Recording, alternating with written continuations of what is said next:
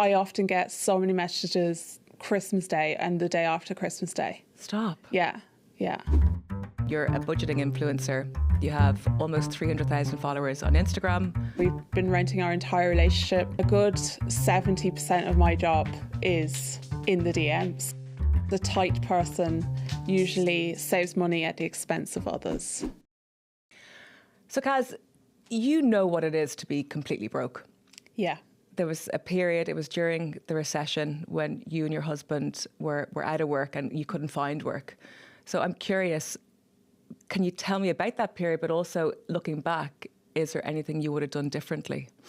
Yeah, so this would have been in and around 2008, 2009 onwards. It was so difficult. It was at a time where I was newly qualified, my husband was fully qualified, and we were both applying for jobs and we were competing with people who were even more qualified, had even more experience. And it just felt so hopeless at the time. And nobody in either of our families had ever been unemployed for any length of time. And it was just the unknown, where even when we were reaching out to people for advice, nobody really knew what to do. It was the first time we had all lived through this recession, and it was so difficult. I remember one potential employer ringing me up saying, look, I just had to reach out to you and say, I'm sorry, you're just competing against people with so much more qualifications and so much more experience. And I know they're not going to stay in this job because I'm only offering them very minimal wage. Yeah. But I'm going to take that chance. And that's just the way it is. So, my husband was out of work for about 11 months. And that time was probably the hardest for us financially ever. And it was a time where choices were so limited because our budget was so limited. At that time, we weren't budgeting, but we were also like just surviving, I would say. Yeah. And it's where a lot of the frugal meals and things like that would come from, that place of really just trying to survive at that time. Did you have kids at the time? Yeah, so I had one and one on the way at that time. Yeah. So I have 3 now, but at that time, I had one and one on the way, and it was just so difficult. Did you find yourself getting progressively more desperate when you're in that job search and nothing's coming back? Yeah. And then, because I often think about that, you know, like, does it start to come across in your cover letter where you're like, please give me this job? I mean, I was looking outside the box. I was trying to send them things that would jump out, you know, like, and I was applying for jobs that were nothing to do with what I'd ever done before. Everything from coffee shops to cleaning. I was trying to iron for people, anything to bring in money, honestly, at that time. And it was just so difficult. It was such a crazy time. But it did sow the seeds for the job you're in now, which is interesting. So you're now, for anyone who doesn't know you, you're a budgeting influencer. You have almost 300,000 followers on Instagram, 80,000 odd on TikTok. So that's enormous. Yeah. So there's a huge community there and a huge amount of fans. Can you tell me, though, how do you kind of interact with your fans? Like, how many questions do you get a day? I get so many questions a day. I try to take time every day to go through all the DMs, because that's generally where the heart-to-heart questions are coming in, where it's somebody reaching out who often is coming from a place where they feel like their back is against the wall, or they feel lost and they don't know where to start. So, like, I would say a good 70% of my job is in the DMs, to be honest. It's working with people one-to-one and talking them through the different choices that they have, to be honest, because often at that place, I know that feeling so well, that you feel like there is no way to go, and sometimes someone just showing you, a path that can make such a difference, or even just listening to you. I try to keep my community a safe place where you can just reach out and, even vent sometimes is amazing at that time of when you're feeling so vulnerable financially. And I do think sometimes it helps just to know that the person on the other end knows that feeling, do you know? And by putting myself out publicly and explaining the journey I've gone on, often that creates that path for someone to reach out and then talk to you. Yes. Yeah.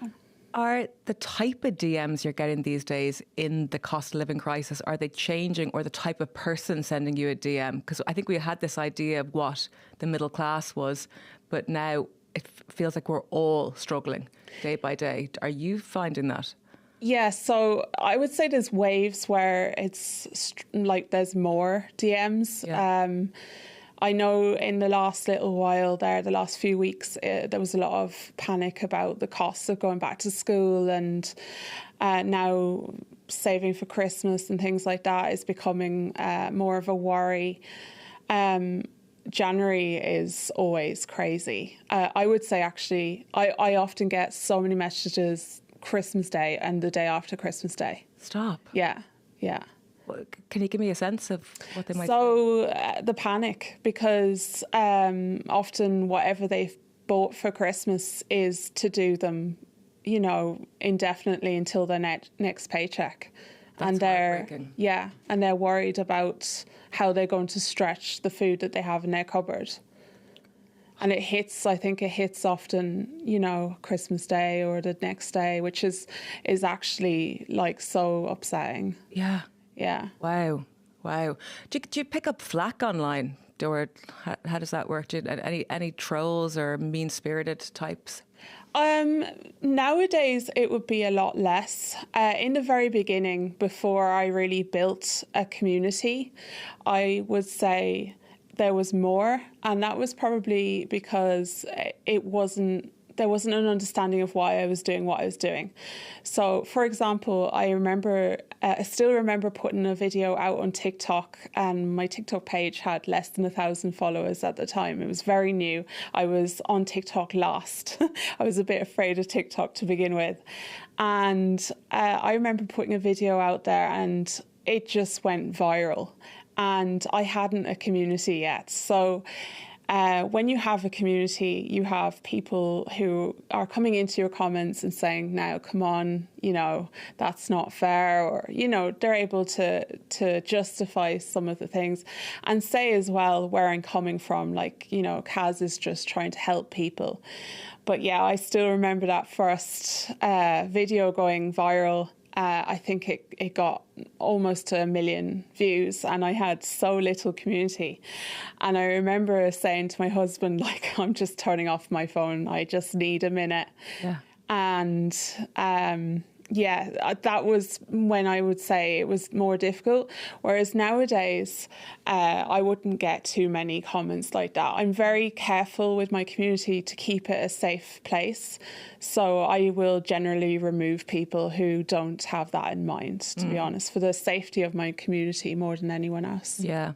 You famously did a low spend year in 2019, and that was to clear a credit card debt and to save money for a mortgage deposit. Yeah. Can you tell me about that? And I guess the question I'm asking is the biggest struggle you encountered along the way. Yeah, so we decided to go on the low spend year because we'd just come back from America, and it all began on the plane on the way home when my husband turned to me and he said, do you know how much we spent on this trip? And I didn't. It was all put on the credit card. And he had just looked at the bank statement, and it was a shocking amount, honestly. For one trip, it was mental. And I suppose that was the catalyst for us to really start looking differently at our finances. So we put our heads together and started thinking about what we wanted from life. And we were renting. We've been renting our entire relationship. And the rental market, as it still is very hard to get a property. The prices are crazy. And our family, you know, we were worried about would we be able to even get a property if we were having to leave at some stage. So we felt like it was now or never we needed to think about looking into buying our own home. So yes, at the start of the new year, we sat down with our kids and we said, look, we're going to do a low spend year. This is crazy, but for 1 year, from January 1st to the 31st of December, we are going to spend as little as we can on things we don't need in order to save as much as we can and hopefully buy our own home. And like, we really set the perimeters. We were like, no matter how good or bad this goes, we're going to end at the end of the year. For 1 year, we're going to look at ways of doing things that are free, spending less, changing our habits, starting to budget. And we were really lucky. They were so on board. They knew. We were so open with them from the very beginning that we really wanted this. We wanted to achieve these goals. And also they were so aware that we were, you know, renting for so many years. And of course we explained to them they'll have, you know, the pick of their rooms and all of that. Yes. And they were amazing. At the time they were 10 and 8 and they were all on board and they helped get us through that year. Wow. And do they know to even like things like Smith's Toy Shop, did they just know that that was out? Or was there moments where they might have, for say, a birthday or? Yeah. So they'd be given birthday money and of course they could spend it as they wanted and we would never have touched their money.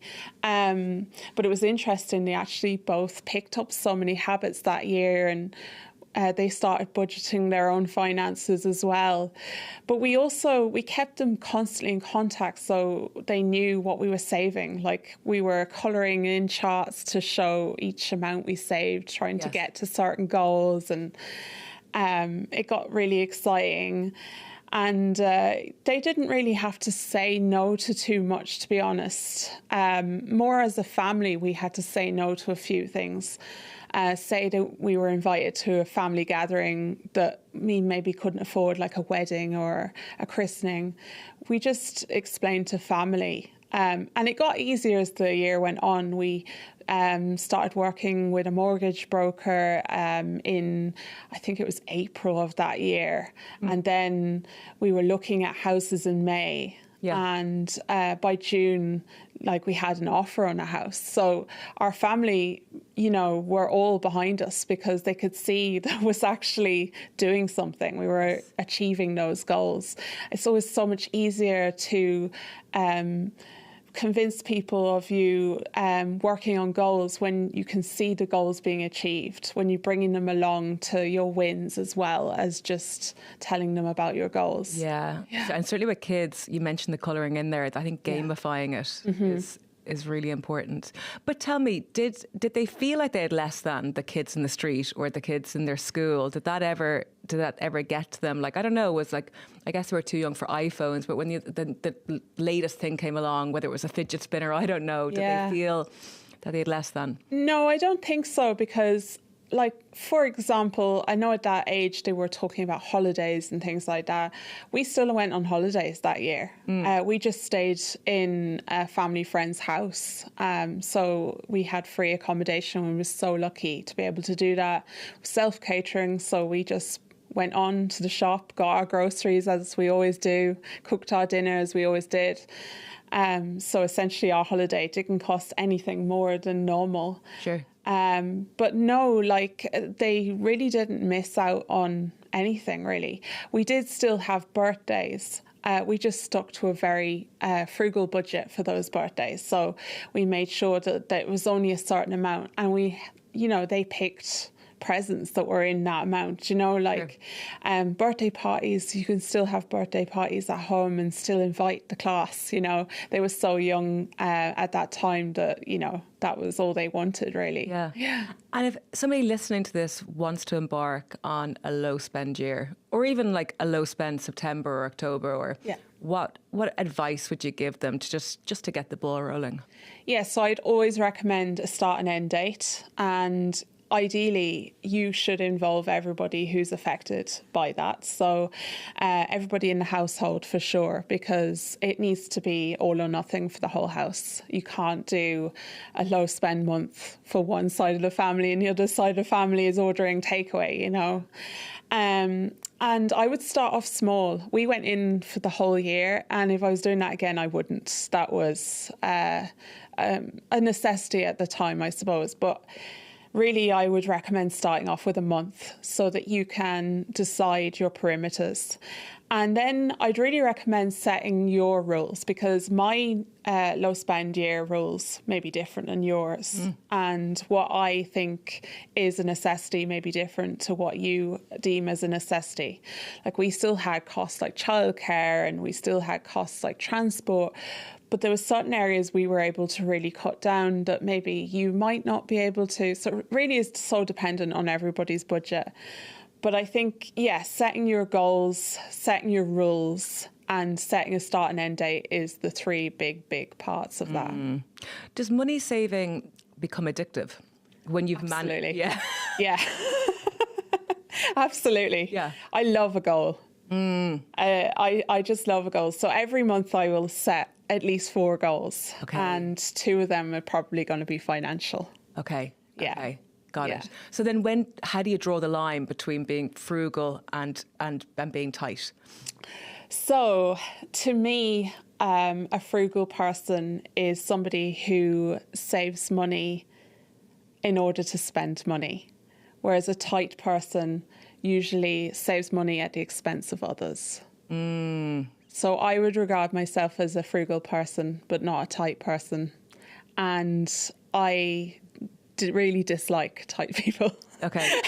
Yeah. And I'm sure a lot of people, we all know the person who dodges the tab at the bar, I think it's really important to know the difference. Like, for example, if I'm going for a night out with my friends, I'm going to plan for it. I'm going to save for that night out if I can, and I'm going to possibly pick the cheaper item on the menu, but I'll also be tipping the waiter, and I will not be, not paying my share. Yes. And that's the difference to me. Absolutely. What about your saving rate? What would you manage to save in terms of a percentage of your take-home pay? Would you be able to save 20%? That varies so much. Yeah. So to be honest, it varies so much because it depends on the financial goals at any one time of the year. So as I was coming up to back to school, that was my primary concern. And so a lot of my savings were going towards that. And now a lot of them are going towards Christmas, but I'm also saving for doing up the house. So there's a large amount going towards that. And then I have savings going towards the future as well. So I'm really big on protecting myself for the future. So obviously coming from a place where we were struggling so much financially, I think that has left like a headache in the way of, and not a bad headache, but you always just think of ever being back in that place again. So one of the ways that I like to prepare for that is with pensions, but also emergency funds. As I'm self-employed, like, my income is variable. So it's so important for me that I have the money there to pay myself if ever I was struggling. Yes. To bring in money that month, Yeah. So I imagine there's pots for everything. There is. Okay, so there's an ongoing Christmas pot. When does the Christmas pot start? So I I call them sinking funds. Okay. And I start saving for my sinking funds by order of when they are due. So as I said, back to school was due and now it is Christmas. So I go by priority of when they're due. But I also know loads of people who love saving throughout the year. So they'll divide up the total amount and save each one every single month. So I'd recommend doing what works for you. For me, I just cannot think about Christmas in February. For me, it's just gone, you know, and I don't want to think about it for another few months. So I'm thinking about holidays. But so that's the way I do it. But I always have all of the pots ready to go at any one time. And if any extra money comes into the house, I can then put some in and be ahead of those sinking funds as well. Wow. Got it. What about somebody listening to this now and they're looking towards Christmas and their great plans of starting to save in January didn't unfold and they're in a tight spot and probably going to put it all on their credit card. Is it too late to make some plans now to... It's not too late. I would try and save as much as you can without putting it on the credit card, and think about having a Christmas that costs a little bit less than you are imagining right now. You may have to change the way you celebrate Christmas. You may have to think about what your budget is for Christmas. So my recommendation right now would be to decide what is your budget for Christmas, and then to rethink it and think what is the minimum you would need for Christmas, and try to find somewhere in the middle. Yeah. And I would try and save as much now as you could. And you may surprise yourself. You may save the full amount, or at least reduce the amount that you would have to get out. And then my big recommendation would be to break that cycle, so that no matter what next year, you are not going to be in the same situation. And you need to start planning for that now, as far in advance as possible. And whether that means clearing debt so that you're not paying as much for things that you don't have, or whether that means to create that budget and that sinking fund and start saving ahead now. Yeah, that's really good practical advice. Food inflation, I think, is really going to get people this Christmas. It's already getting them, but I think it'd be quite dramatic when they see those big receipts. I think we're all aware that grocery prices are increasing at 3 times the rate of inflation. So I'm wondering how you're navigating that when you're in the supermarket. Yeah, I mean, I'm definitely seeing the prices go up. Yeah. Who hasn't? I suppose I'm shopping the specials more than I ever have.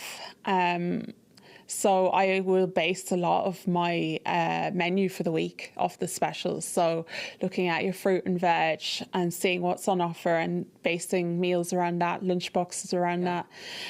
Also your meat, but also portioning out your meat. So, for example, I quite often buy an extra large chicken, and that will make 2 meals rather than 1. As a generation, we often eat so much protein in each meal, and so sometimes I will have comments on videos saying, oh my god, we would eat that whole chicken to ourselves. And everybody is different, but it is, if you have only a certain budget to spend, that is a massive saving for sure. And loading up on the vegetables, which cost so much less, and the pulses, there's other ways to get in protein. Another thing that I do is I will buy like the larger bags of potatoes, for example, instead of the little ones, because often the little ones cost so much more. Pre-portioned food usually costs so much more. And then making your own sauces from scratch, because you can save so much more money and you know what's in it. Yes, yeah.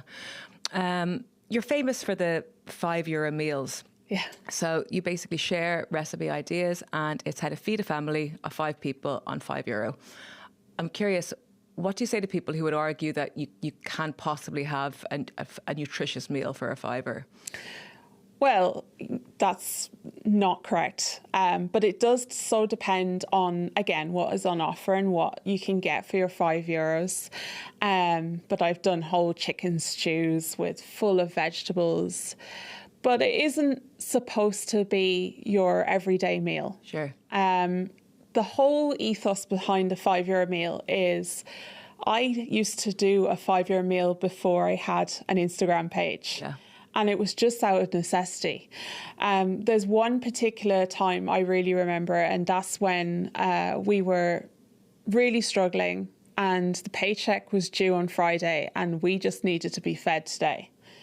And I reached into the back of the couch and ended up to find a few coins. And that was around €5. And that's what we made a meal out of. Wow. And when I thought of the page, you know, and what I wanted to do with this page, I had started sharing budgeting tips and advice.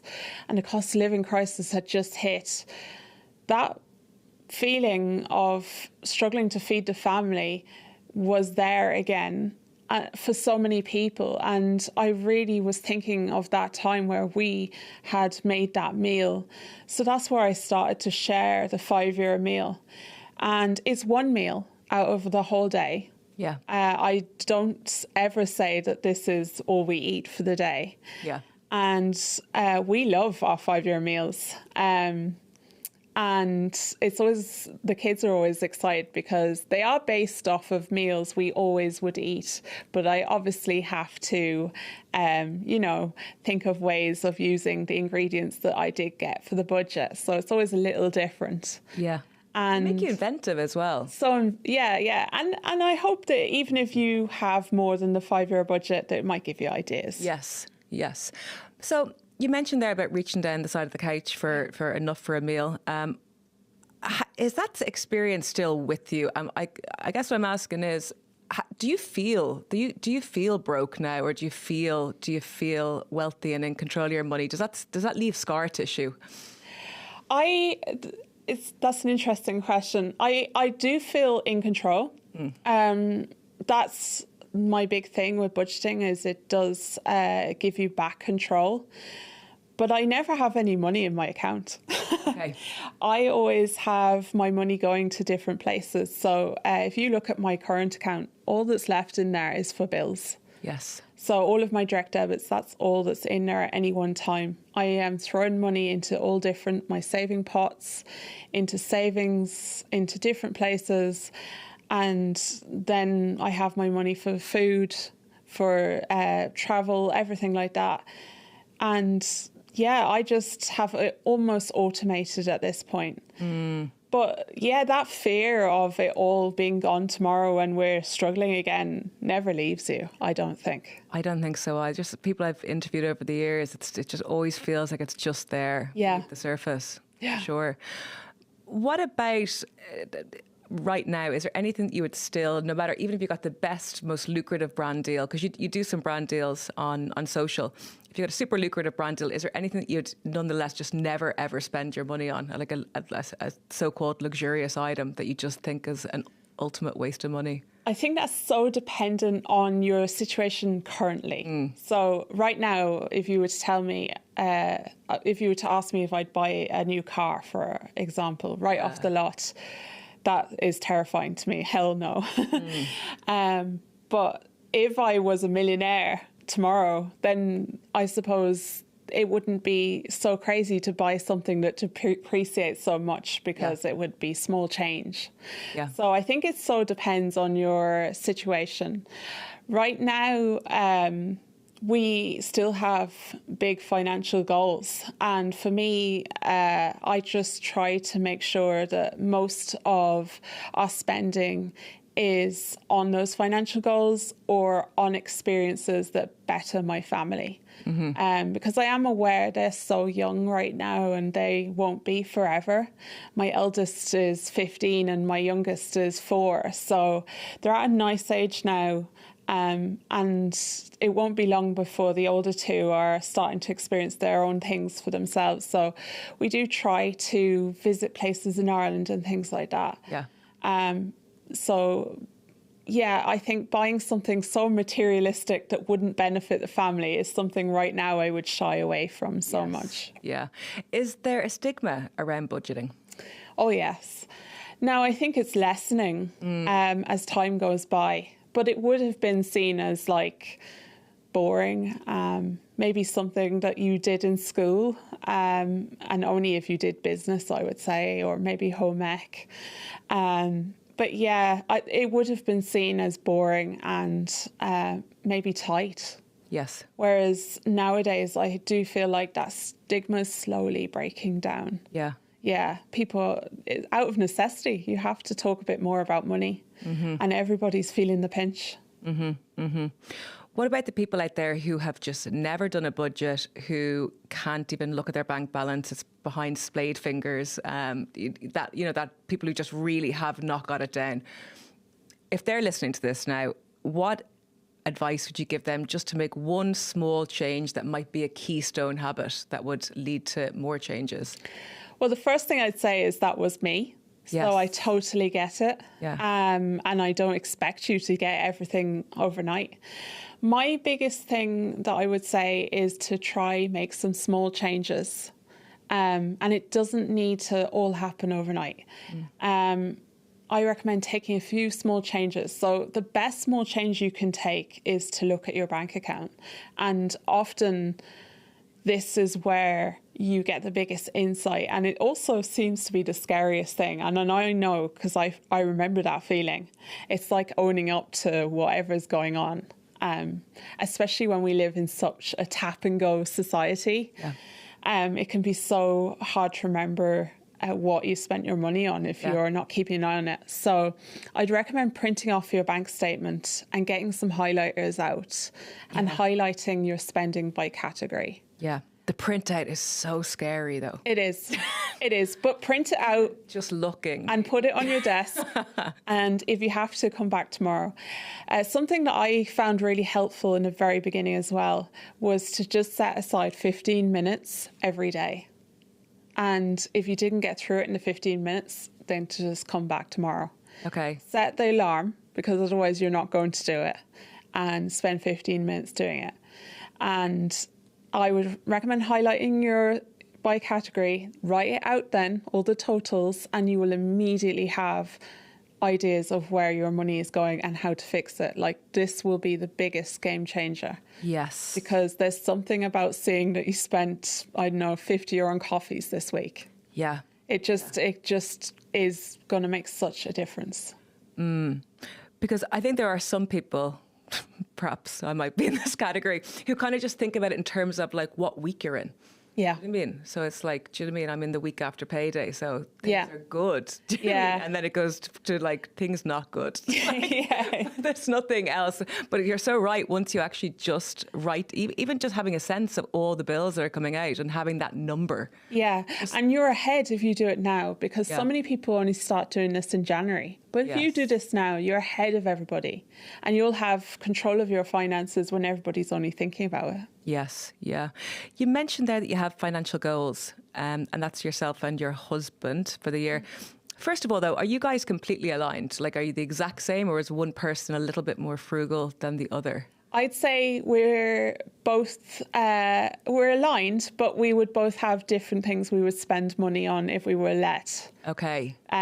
So, for example, my husband loves spending money on tools, and he will walk up and down the middle aisle of the shop looking at tools every time, and actually groans if he sees there's no tools in the specials.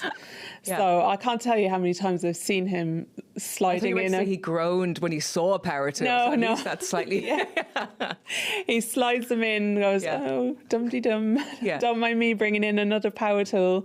And I always am slagging him, saying, like, we could probably build a house with how many things you have out there. But What's your thing? We have separate bank accounts, and anytime I mention this online, this often raises eyebrows. But I personally love it, because it means that we come together for our goals. We have the same savings accounts. We came together when we were paying off debt, and we set goals for each other, and we budget together. But when it comes to his personal spending money and my personal spending money, neither of us question each other's decisions. And that for us works so well, because there's no financial stress on the relationship. Yes. Yeah. And then back to these goals. Can you share one or two of them with me? So we've a really big goal for the next year.